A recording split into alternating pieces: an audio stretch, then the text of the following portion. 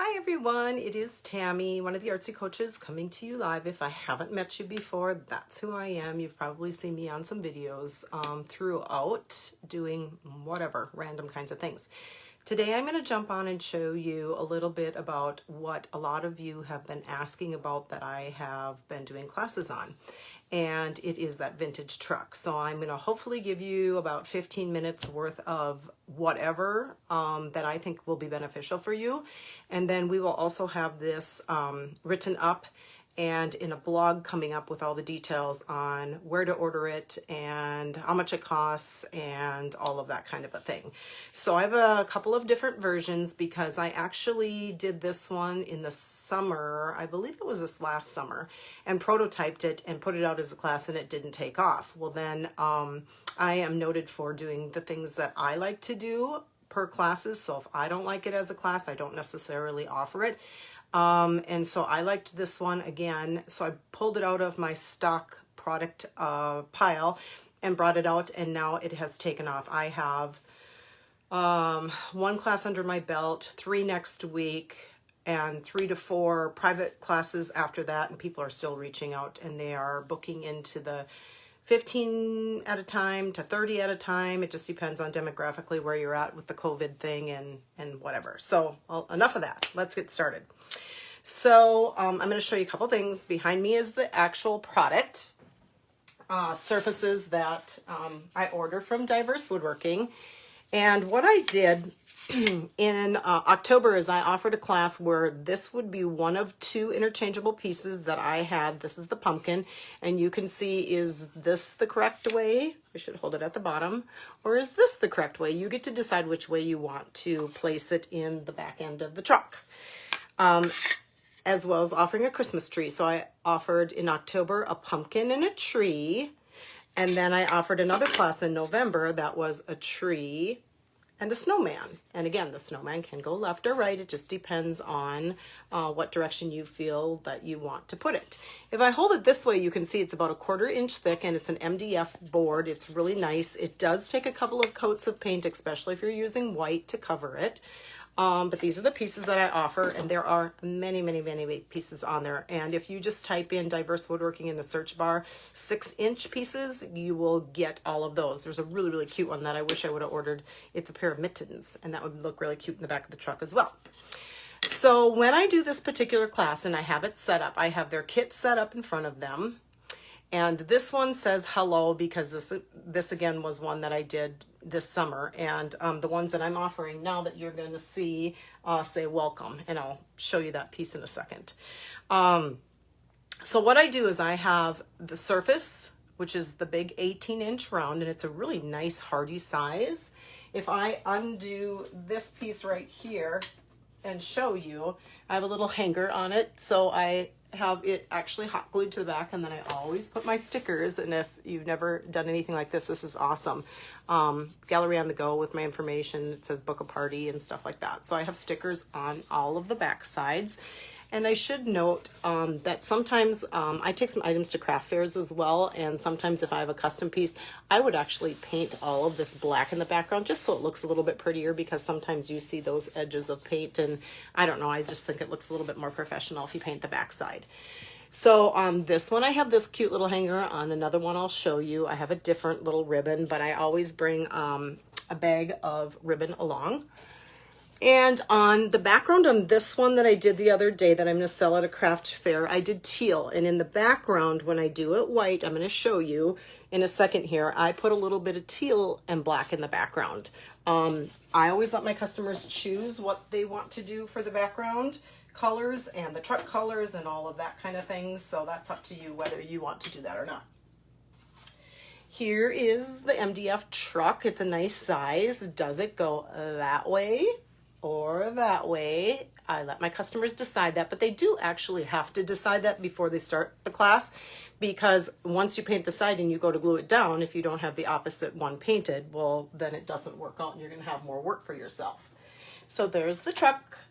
There's the surface, which is the 18-inch circle, and then the word welcome. And there's different kits. You can get them without the word. You can get, I'm not actually sure how many things are on there. I've just always gotten this one. It looks to me like I'm missing my railing somewhere along the line here, but you'll get to see it. So my pieces are interchangeable. Here, I'm going to take out the tree, and then I'm going to grab, isn't this cute, a little buffalo plaid, and I actually did this with chalk couture, and then I glued on a couple of different things, because I have lots of fun art stuff in my stash. So the little pumpkin goes into the back of the truck. I can take that out, and I could offer this cute little snowman, and all I did was painted it white, black, and then I did my, it's called Magnolia Design Co. And I'll actually probably post that on my page. So if you want to try that, you can go to my site and order, and it'll ship directly to you. And it's just little chalk pastes and such. I will need to spray this with a poly, or I always say an aerosol hairspray if you want it to stay. Otherwise, it'll wash away because it is just paint. And then there's the back side. And yep, I put my sticker on there, and then I just tied a cute little bow around it. And so that would go back into the truck. For this particular pumpkin, I have different examples because I've done this several times. I taped it off, and I actually kind of have to giggle because if you are OCD, which many of our customers are, this pumpkin is not straight. So you have to kind of figure out, and I bring this tape along, and kind of figure out where the straight of the pumpkin is before you start taping it, because it drives people nuts if it's not straight.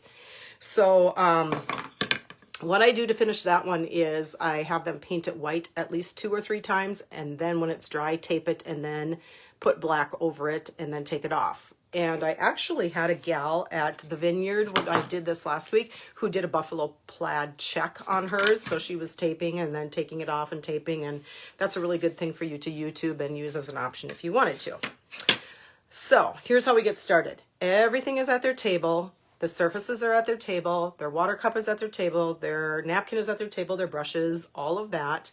And then I do that little Dixie cup, that little souffle cup with the lid, and I pre-pump white into it. And the reason I do that is about 99% of the people that see my demonstration usually do what I do for some reason, which is great, I guess, step by step, right? And so I already have the white at their table, but then I tell them they can come up and get other paints if they'd like to. So I have them start with the 3/4 inch brush, which is our large brush, which is 3/4 of an inch. And I have them dip into the white, and I have them go from the left side all the way off the right and back and forth. Now, believe you me, they've gotten a little bit crazy, and sometimes they go like this, and then their background looks a little bit wavy. So I always say start off the edge and then go off the opposite edge. And please note that when you do this, if you choose to, have them do the edges as well all the way around, okay? After that is done and it's drying, I have them work on their surfaces. So if we were doing these particular surfaces, or whatever surfaces we were doing, we would start with the edges, paint the edges, and then set one down. And for instance, if you're going to start with a tree like this, I have them put the tree base coat down, which is just a regular green, and let it dry. While that one is drying and the background is drying, I have them work on their pumpkin. And I have them put a coat of that down, and then I have them come back to the tree. And so we're jumping a little bit everywhere, and that's how I always teach my classes, because then they get nice light layers on there. And you can also set up hair drying stations as well and go around and hair dry if you want to go a little bit quicker. When we get onto the detailing part, I do show them what I do, but I let them do whatever they want. So on the original one where I just put the green down, I'll pull this back up again. I didn't have the brown on the bottom on this one yet, and this is the one I take to my classes. It's already pre-done. I would have them put the brown on. And then this is the regular green color, and this is the Patho green color. If you don't have Patho green, you can add a little bit of black to the regular green, and it'll make a darker green. And when they paint the tree, I have them start on the bottom section, and I have them paint down. Let me grab a brush. I have them paint straight first, and then left, and then back to the middle, and then to the right. And then I dip into the regular green, and I do the same thing. And then the reason I do it into the other Patho one is so that it looks seamless, like we painted it together. And then wash the brush out and go back into the Patho green and go down the center, left, left, left, right, right, right, and on and on and on until that particular piece is finished. As for the pumpkin, you've seen it a couple times. We painted it, it's dry, we stripe it, and now I would paint black all over this And when it's dry, I would take the tape off, we would paint the stem, and it would be ready to embellish. After the party is going, everybody works at a different pace, as we well know, and I have a hot glue station set up.